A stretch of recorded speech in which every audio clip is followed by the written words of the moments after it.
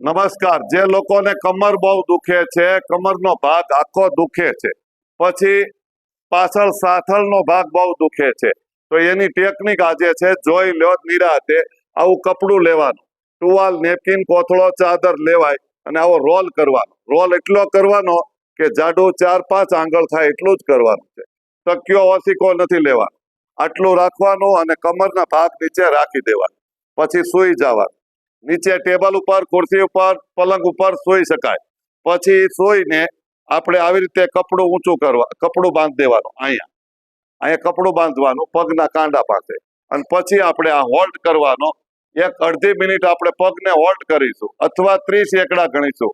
1 2 3 4 5 6 7 8 9 10 એવી રીતે 30 એકડા ગણીને રાખી શકાય।